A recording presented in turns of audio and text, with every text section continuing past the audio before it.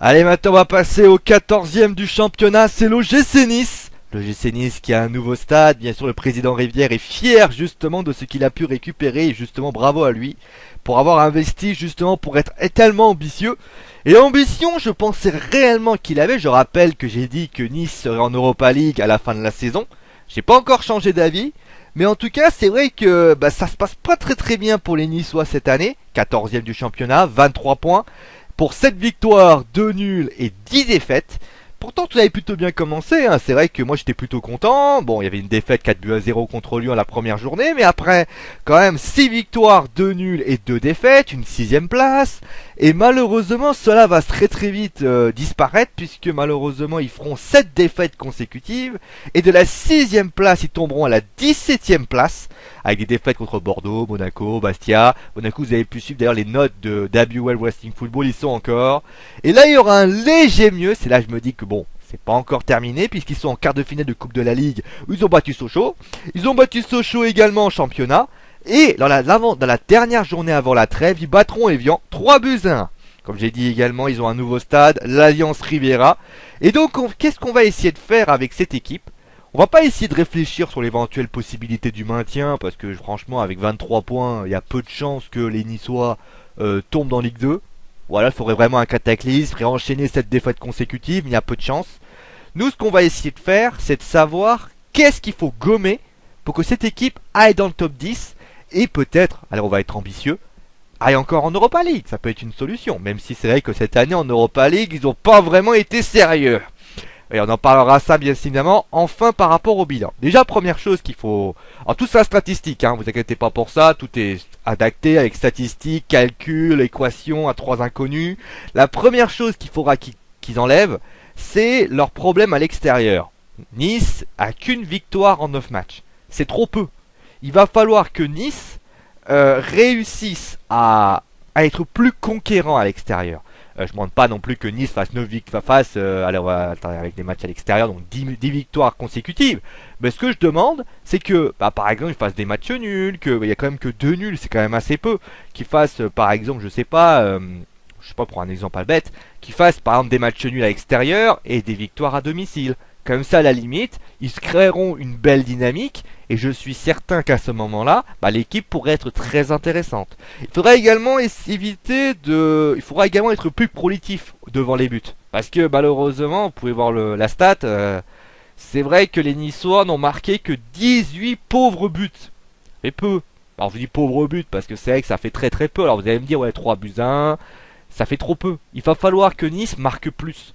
Alors je sais très bien que c'est lié à un homme qui ne marque plus en ce moment, puisqu'il a marqué 7 buts, je vous rappelle, en début de saison. Mais c'est vrai que 18 buts marqués, ça fait trop peu. Il va falloir que l'homme, pour le citer, Darius Vitanic, marque beaucoup plus, ou alors qu'une de ses doublures réussisse quand même à le remplacer, que ce soit Esseri, que ce soit Bossetti, ou bien d'autres. Et pour terminer, il faudrait également prendre moins de buts. C'est vrai que Nice prend beaucoup de buts, 25 buts encaissés, c'est l'une des pires défenses du championnat. Il va falloir que Nice soit beaucoup plus, soit beaucoup plus solide, et notamment à l'extérieur, parce qu'on voit que ils sont pris quand même 3-1 contre le Paris Saint-Germain, ou 4-1, je m'en souviens déjà même plus. Mais ils ont quand même pris beaucoup de buts, et c'est un petit peu le problème de cette équipe, c'est qu'ils prennent beaucoup de buts.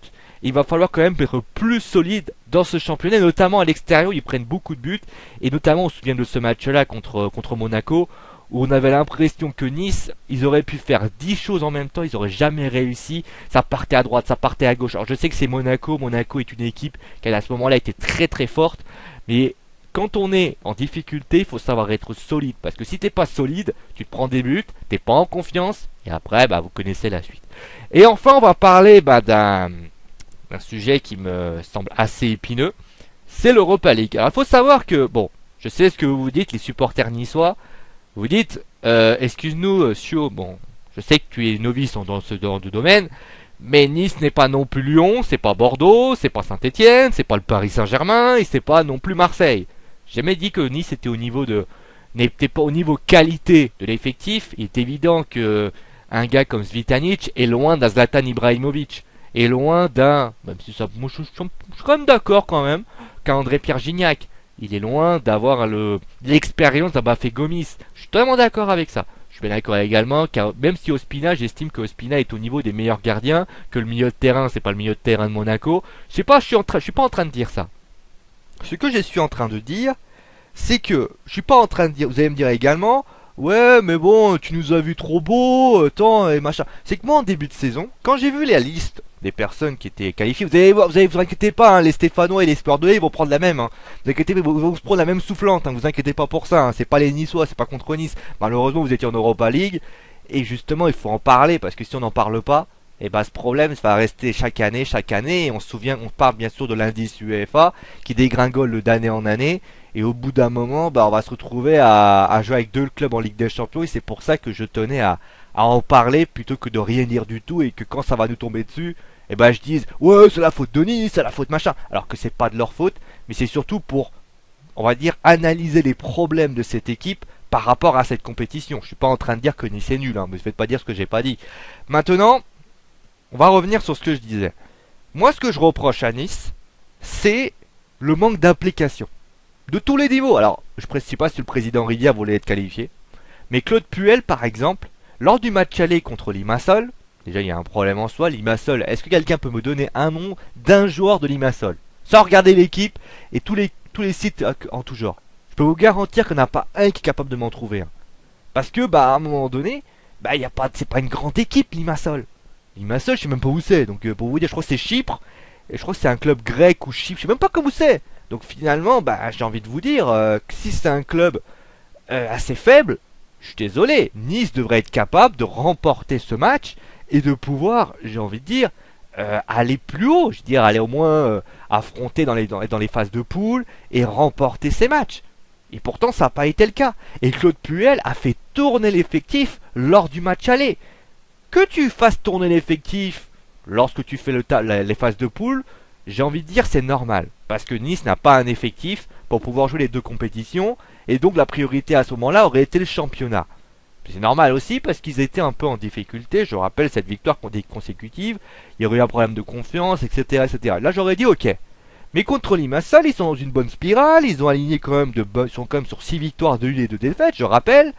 Et au lieu de ça, et ben malheureusement, j'ai envie de dire, ils n'y arrivent pas. Ils n'ont pas joué sérieusement le match aller.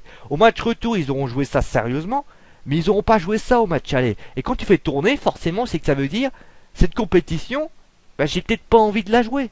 Alors je sais pas s'ils se sont fait taper sur les doigts entre temps, je sais pas, je suis pas au courant. Mais ce qui est sûr, c'est que déjà il y a un manque de sérieux. Ensuite, les joueurs, est-ce qu'ils étaient impliqués? Moi j'ai vu le recrutement de Nice, bon ils ont pris Bulls, mais c'est vrai qu'au niveau des autres, Mendy n'est pas non plus un grand de l'Europa League. Ils n'ont pas pris des joueurs vraiment qui ont joué la Coupe d'Europe. Alors je sais pas si financièrement ils avaient les moyens ou pas. Et surtout c'est lié à Lars Rivera. Un club qui a un grand stade, il se doit d'aller tout le temps. Il se doit d'aller tout le temps en Coupe d'Europe. Et c'est pour ça que si jamais Nice, eh ben ils ont un coupe, on se souvient du Mans. Si Nice n'arrive pas à se qualifier tout le temps pour la Coupe d'Europe, ce stade ne sera pas rentabilisé. Et c'est pour ça que je suis dur avec cette équipe, parce que je trouve que les ingrédients étaient là pour au moins faire honneur à la France. Je demandais pas à ce que Nice fasse quart de finale, demi-finale. Je demandais à ce qu'il fasse honneur à la France. Que cette Europa League, ils la jouent avec les moyens qu'ils ont. Qu'ils aient du sérieux. Qu'ils aient envie de se dire, moi, nous, on va prouver que Nice, c'est une grande équipe. Et ils l'ont pas fait. Et ça, malheureusement, c'est ça que je suis déçu. Parce que j'estime que cette équipe n'a pas montré le potentiel qu'il pouvait donner. Que ils aient des difficultés à un moment donné avec l'Europa League, notamment par rapport aux 7 défaites consécutives, je suis d'accord. Après, contre Limassol, il fallait passer. Là, ils sont pas passés, et résultat, moi j'estime que c'est une déception. Et je continue à croire, même au fond de mon fort intérieur, que si Nice avait joué sérieusement la compétition, avait joué sérieusement ce match, je suis convaincu que Nice aurait fait honneur à la France. Parce que Nice aurait été dans une belle dynamique. Je dis pas que Nice aurait serait qualifié parce que ça aurait été difficile. Alors ça me diront, ouais, mais si tu te qualifies, ça suffit pas, ça sert à rien. Mais vous savez, quand t'es en la Coupe de France, quand il y a un petit club qui se qualifie, qui monte, qui grimpe, au bout d'un moment, on se prend au jeu. Et c'est justement ce qu'a besoin Nice également, c'est de l'exposition. Et l'exposition, ils en ont eu l'année dernière. Et j'aurais aimé qu'ils aient plus d'exposition en Europe pour montrer justement la qualité de cette équipe. Voilà. Je crois que j'ai été clair par rapport à tout ça. C'est vraiment une déception. C'est pas un ras-le-bol. Les deux autres vont prendre plus. Vous inquiétez pas. Il y a un club d'ailleurs qui était en poule qui va prendre 10 fois plus. Moi, c'est juste une déception que je voulais juste analyser par rapport à cette équipe. J'estime que cette équipe, pour moi, elle est... J'attendais plus. C'est pour ça, c'est tout. C'est une grosse déception parce que je m'attendais plus. Voilà. Allez, maintenant on va passer aux joueurs. Les joueurs qui, donc avec David Ospina, j'ai pas dit que bien sûr Nice a eu pas mal de blessés, ce qui peut expliquer aussi les 7 défaites consécutives.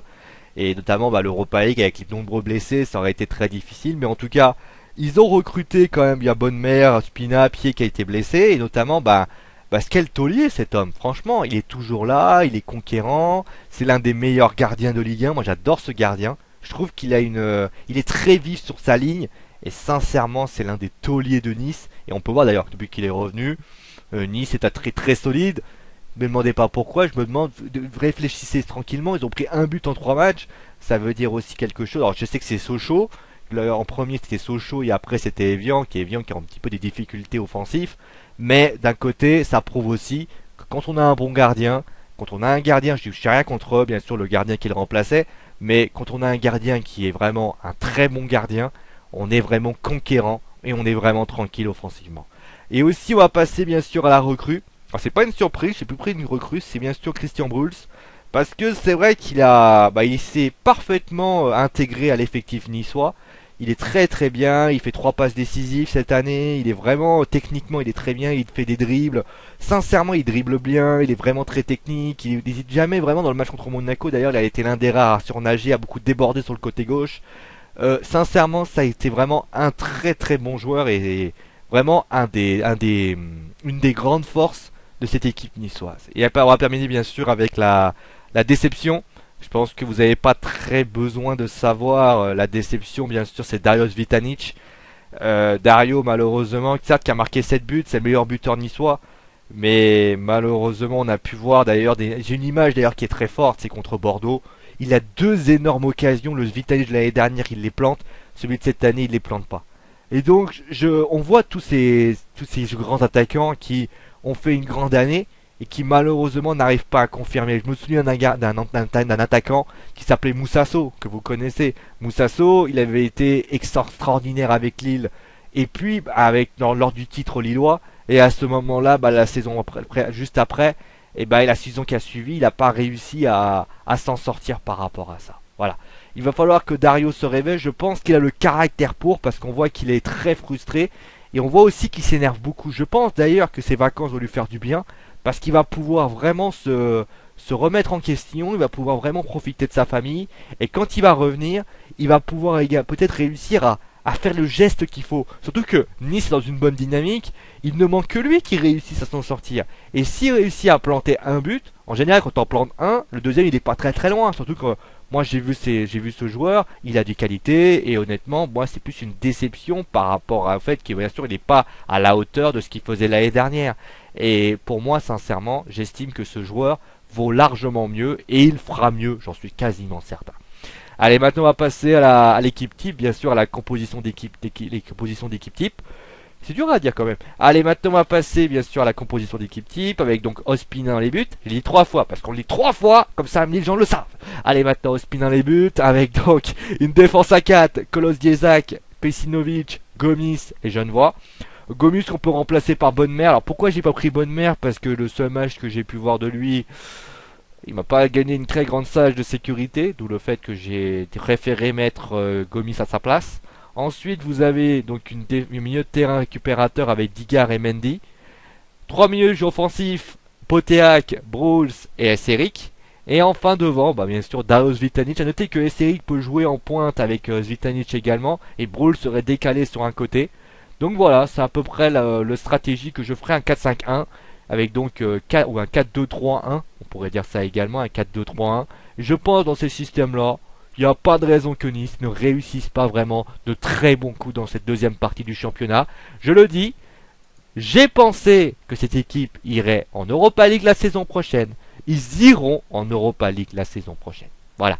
On va s'arrêter là. On va aller du côté du 13e du championnat. Qui, bien sûr, on va retourner du côté d'une équipe que, comment dire, qui commence par un B. Hein? B, ça vous dit quelque chose? Vous savez quoi, si vous êtes sage, je vous dirai ça dans la prochaine vidéo. Allez, à la prochaine.